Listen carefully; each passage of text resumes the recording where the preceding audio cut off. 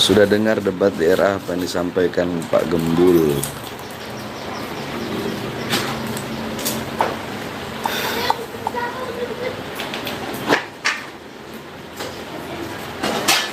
Orang yang berakal ketika ada buah satu keranjang, banyak buah. Ada satu buah yang dianggap busuk. Maka orang berakal, dia hanya akan buang satu buah yang busuk itu, yang dianggap busuk oleh dia. Dia nggak akan buang semua dalam keranjang itu. Jadi kalau memang si Gembul menganggap ana dengan cara dakwah, cara ceramah, itu yang menjadikan orang-orang meragukan keturunan Nabi Muhammad SAW, maka seharusnya ana aja. Jadi jangan semua habaib itu dikatakan seperti itu. Kalau memang ana, urusan sama ana yang dianggap kontroversial, ya ana aja. Dan perlu ana jelaskan buat si Gembul bahwasanya kasus ana itu, ya, kasus ana itu ana menganiaya Habib palsu. Itu yang harus Gembul tahu. Habib palsu yang apa? Yang mereka nipu di Bali ratusan juta, nipu di mana-mana. Karena ketahuannya di Bali, nah saat itu juga. Jadi si Gembul ini nggak tahu kalau ana ini yang suka ngehajar Habib-Habib yang nggak bener, Habib-Habib yang dawir, itu ana tukang hajar. Tukang hajarnya ana. Si Gembul harus tahu ini. Ana tukang hajar Habib-Habib yang suka dawir, Habib-Habib suka nipu. Dan ana dulu bagian tukang ngehajar Habib-Habib palsu. Ana tukang hajar Habib palsu. Nah, makanya ketika ana hajar itu orang yang ngaku Habib, dua orang itu, terus dibilang satu itu adalah anak dan santri, itu fitnah, nggak ada, itu bukan santri. Terus satu katanya ada orang yang di bawah umur. Masa orang di bawah umur udah punya anak? Dia udah punya anak. Masa ayah dari seorang anak apa saya? Oh iya nak, iya saya. Maca. Masa seseorang yang udah punya anak terus bisa dibilang anak? Kalau anak dari ayahnya iya. Tapi orang yang udah punya anak, dia udah nikah kok. Jadi mau dibilang di bawah umur bagaimana? Jadi itu kasus anak. Terus ketika dia mengatakan, ana bilang bahwasanya saya cucu Nabi Muhammad SAW.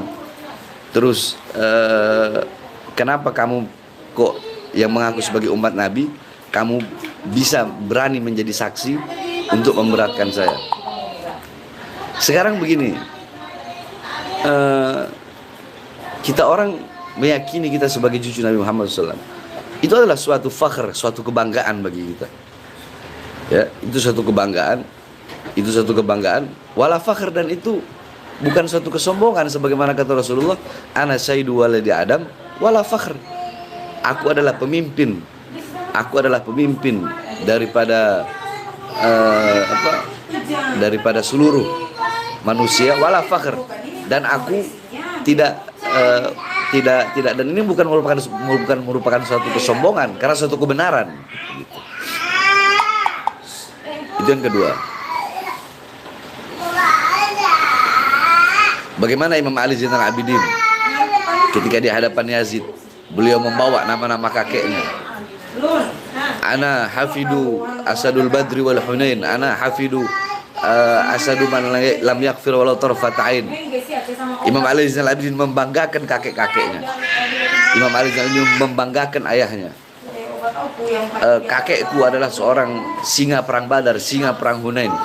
Kakekku adalah seorang sahabat yang tidak pernah kafir lalu sekedip mata. Itu pernah dilakukan oleh Imam Ali Zainal Abidin. Beliau membawa nama bapaknya, nama kakeknya dengan bangga. Itu begitu. Sama seperti ustadz atau kiai atau gus, mereka berbangga diri dengan abahnya yang kiai, kakeknya yang kiai. Itu nggak ada masalah. Nggak ada masalah. Masalahnya di mana? Sama seperti si guru Gembul, dia apa ya, kalau pendapat dia seperti itu anak nggak ada masalah, anak nggak ada masalah. Dan ketika Robito Alawiyah Robito Alawiyah negorana kok, bukan enggak. Dulu waktu Habib Zain bin Smith jadi ketua Robito, itu beliau datang ke lapas. Habib Zain bin Smith ketua Robito, terus Habib Muksin OT, sama Habib Abdurrahman Basuro. 3 ini sesepuh habaib datang ke lapas. Mereka nasihatin anak, Beb, kalau ceramah jangan keras-keras. Ini torigoh kita, torigoh Ba'alawi. Dan anak terima itu. Tapi anak dengan jalannya anak sendiri, anak jadi diri anak sendiri. Anak nggak bisa dibikin-bikin. Ceramah anak keras ya keras. Anak nggak bisa dibikin. Inilah diri anak. Anak nggak mau jadi orang munafik. Karena semua orang punya dakwah itu dengan cara masing-masing. Bagaimana? Guru Gembul emang si Gembul nggak tahu Rasulullah SAW. Karena Rasulullah idza khataba ihmarat ainahu wa ala sawtu wa isyadda ghadabuhu hatta kanahu kamundiri jaisin sabbahakum masahakum. Emang dia nggak tahu itu? Emang dia nggak tahu bagaimana sejarah para sahabat-sahabat Nabi Muhammad SAW ketika mereka melawan kezaliman? Bagaimana Sayyidina Umar bin Khattab, bagaimana Sayyidina Abu Bakar yang lembut banget, yang terkenal lembut, tetapi kalau udah masalah agama, masalah kezaliman, beliau keluar ketegasannya beliau. Sayyidina Utsman bin Affan, para sahabat dan para pendahulu-pendahulu. Jadi Robito bukan nggak ada gorana, Robito ada gorana. Datang ke lapas waktu itu. Dan anak terima itu. Anak terima teguran dari Robito, karena Robito itu kita anggap induknya kita, orang tuanya kita. Tapi adapun jikalau Robito mengatakan apa yang Robito bilang ya, si Habib Fikri Syahab bilang apa itu, anak nggak tahu. Dia bilang apa, Said Bahar itu tidak kita berikan apa, kita tidak membelanya. Anak nggak butuh pembelaan. Kita tidak membelanya, kita tidak membenarkannya. Anak nggak butuh itu juga. Anak nggak butuh itu, karena anak jadi diri anak sendiri. Dan Robito Alawiyah tetap anak anggap sebagai orang tua anak. Jadi Robito mau negor, mau ini, itu haknya Robito. Dan kalau untuk teguran bukan hanya dari Robito aja, dari guru-guru anak banyak. Tapi tetap anak jadi diri anak sendiri. Dan kalau mau bilang anak atau Habib Rizik gara-gara 2 ini terus timbullah ini, nggak ada. Dari dulu udah ada masalah nasab ini, beberapa orang yang mempermasalahkan. Bukan hanya Imat ini, bukan baru Imat, bukan. Dan mungkin karena anak sama Habib Rizik yang menonjol, jadi si Gembul hanya sebut 2 itu.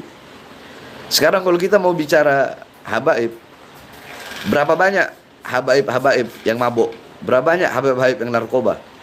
Berapa banyak habaib-habaib yang masuk penjara? Robito nggak membenarkan perbuatan salah yang mereka lakukan, enggak. Mungkin karena ana seorang public figure. Jadi harusnya dua-duanya itu harus tawasud, harus tawazun, harus ada di tengah. Dan anak gak ada urusan. Anak juga baru lihat si Gembul, anak gak kenal dia, gak tahu siapa. Anak gak ada urusan orang mau bilang apa, gak ada urusan. Bahar bin Smith tetap Bahar bin Smith. Begitu. Nggak usah pakai emosi, orang kayak emosi.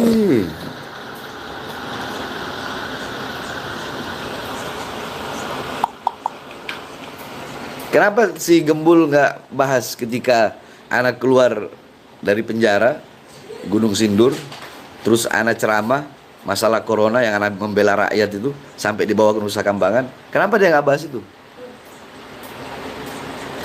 Kenapa dia nggak bahas ketika anak masuk penjara lagi gara-gara ceramah anak yang membahas KM50, membela 6 pemuda Indonesia, membela 6 bangsa, 6 rakyat yang dibantai?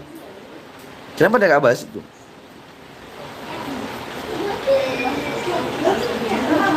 Susah.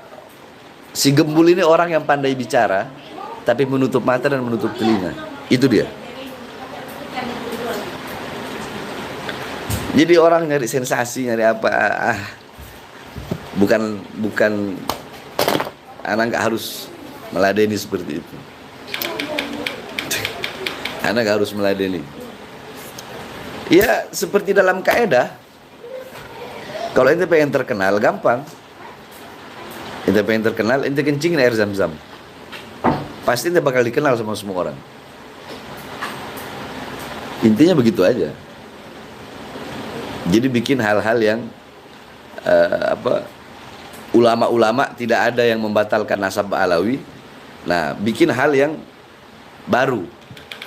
Bikin hal yang baru.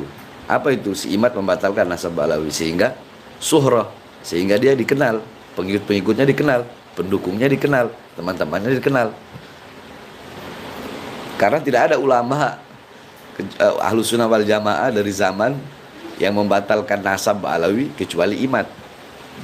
Jadi dengan itu makanya dia suhro, dikenal. Si Gembul pun atau siapa lainnya, yang lain-lain itu. Ya sama seperti kaidah itu, kalau pengen terkenal kencingin aja air zam-zam. Jadi bikin hal yang aneh gitu, hal yang nggak pernah dilakuin oleh orang-orang. Seperti itu aja, gampang.